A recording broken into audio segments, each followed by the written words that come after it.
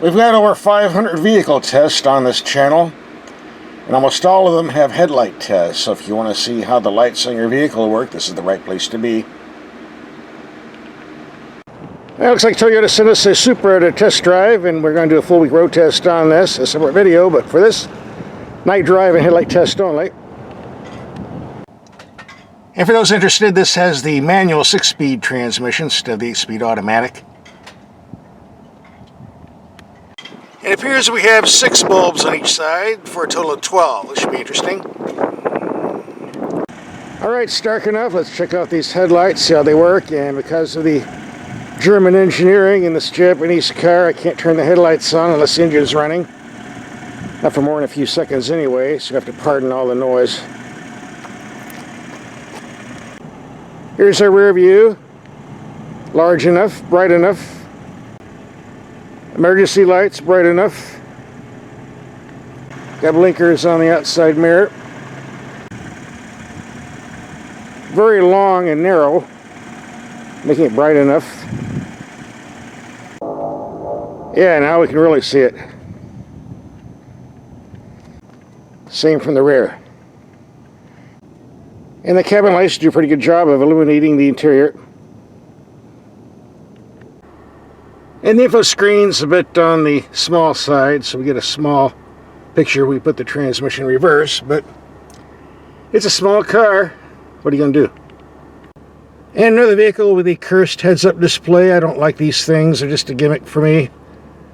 Usually there's a way to turn them off, but on these vehicles, the Supras, I haven't found a way to do that yet. Well, actually I have. I just stick a sock or a hat down in the slot.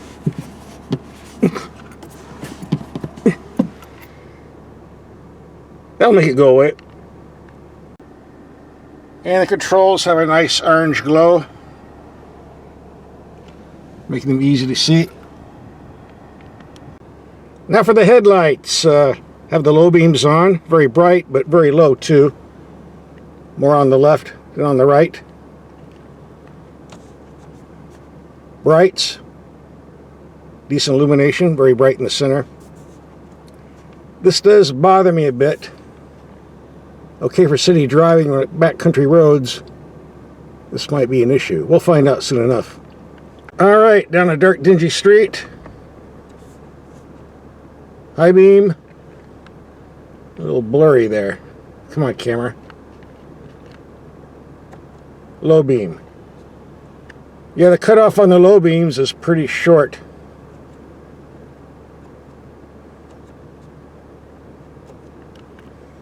By the way, this does have an automatic headlight system that puts the brights on when it thinks it's appropriate and turns them off and up. I never use that system. I want to be in control of that function, so don't use it, don't demonstrate it.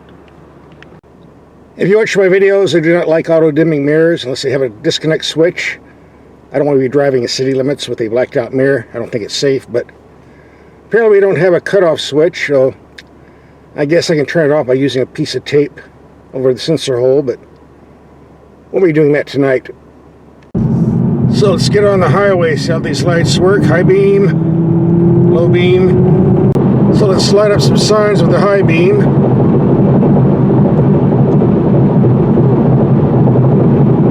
Definitely reaches out.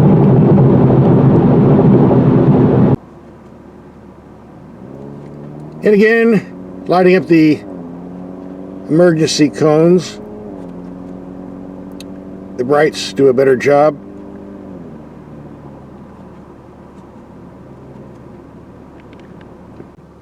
So I'm curious to see how these low beams do out in the boonies. In the dips and curves, so let's find out. And here we have another example of how the low beams cut off when you enter dips. There's a lot of wildlife on these roads at night, so the low beams just aren't cutting it. We're going to have to keep the high beam setting on. It's no secret that the Toyota Supra is Toyota as far as the body design goes, but the rest of the vehicle is pretty much made by the German firm of BMW. engine, transmission, suspension components.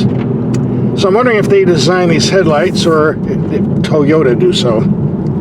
Because Germans are infamous for making headlights that are super bright on high beam, but not so good on low beam. Apparently they feel doing it works in Europe and they want to do it over here in the United States.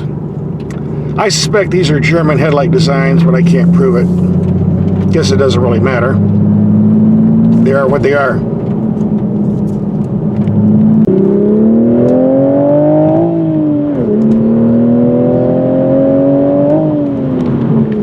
Alright, the ultimate test. Can we light up the jail? And see the jail sign with the brights on? Yep. Ooh, low beams. Can't see anything.